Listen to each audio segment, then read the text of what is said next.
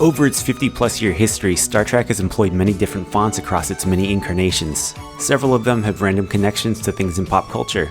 Others have been repurposed and used multiple times within the franchise. This video will cover them chronologically. Just a word of warning, this list will start off slow but pick up towards the end. You're about to go down a rabbit hole of pointless minutia, but I'll try to keep it entertaining. Anyways, let's get going.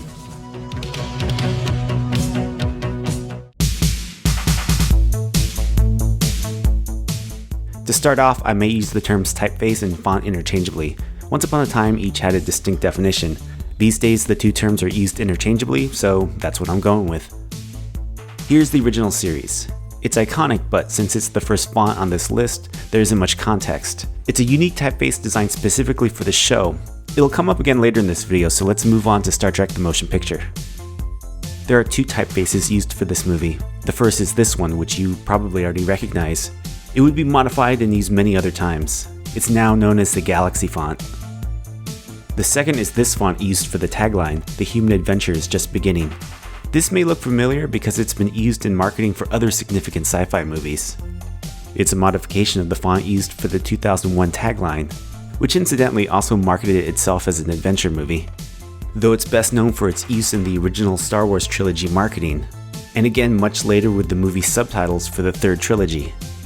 While this Star Trek font is a slight modification of the Star Wars font, they're from the same family named ITC Serif Gothic. ITC stands for International Typeface Corporation, a company that designed and licensed typefaces.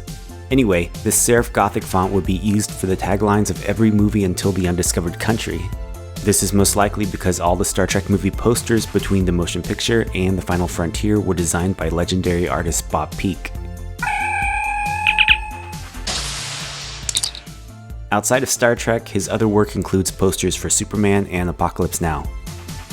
Moving to the Wrath of Khan, a new typeface was used for the movie's main title. While the motion picture Galaxy font would be used for the marketing, this font would be used for the opening credits. It has similarities with the Serif Gothic, but overall it's its own distinct font.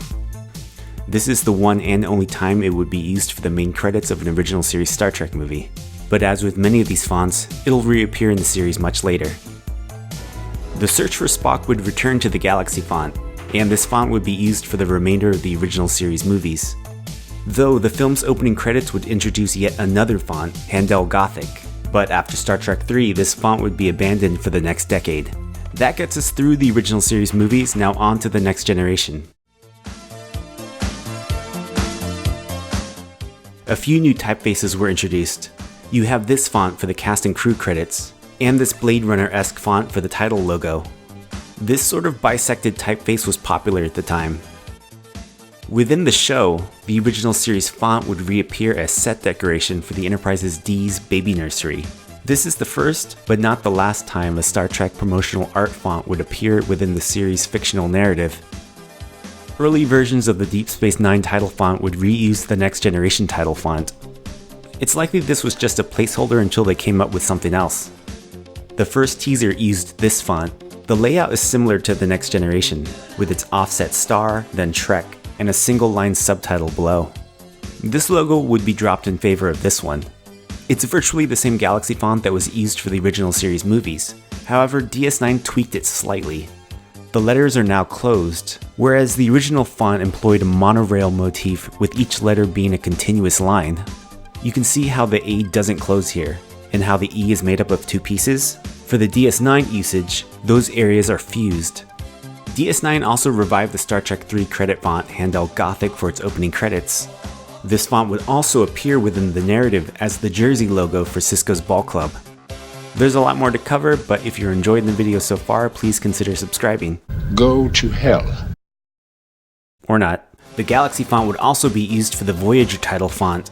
However, here, the letters return to the monorail style, where the A doesn't close, and the E is made up of two pieces.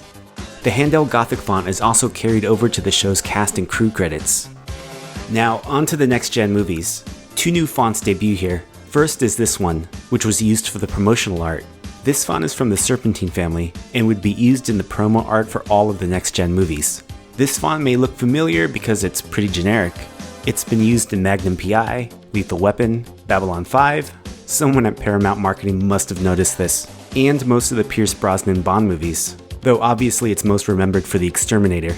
Within the opening credits for both Generations and First Contact, and I'm probably butchering this, anyway, the Ben-Gawat font is used for the opening credits. This font had already been around for a while.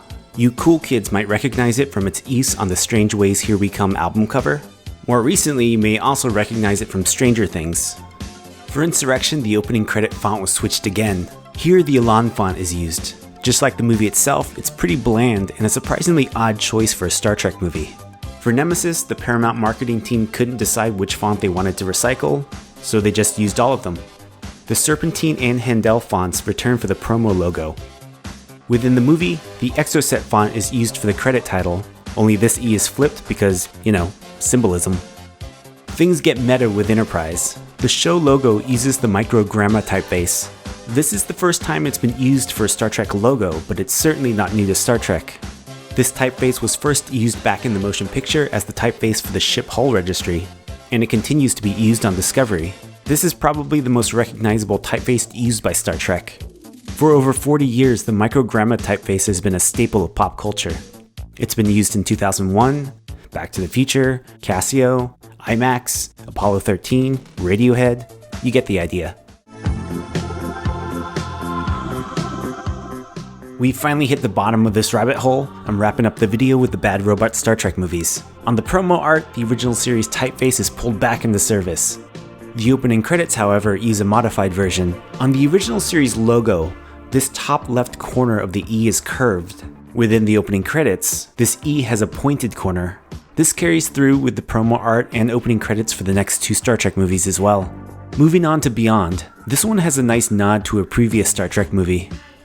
All of the subtitles in the movie, as well as the end credits, use the Wrath of Khan font. It's a subtle homage that shows the level of attention that went into even the most minor aspects of the movie. It's a nice touch. So the story of Star Trek fonts has a happy ending. Wait, no, there's Discovery. It uses the Red Rail Superfast font for its logo. I'm not sure what they're using in the opening credits. I'm too distracted by this elbow skin. So that's the video. If you're still watching, congratulations. You've won nothing. Like, dislike, whatever your heart fancies. Subscribe if you want to stay in the loop for future videos. I'd like to thank these obscure fonts for helping support the channel. Until next time, I'll catch you in the next video.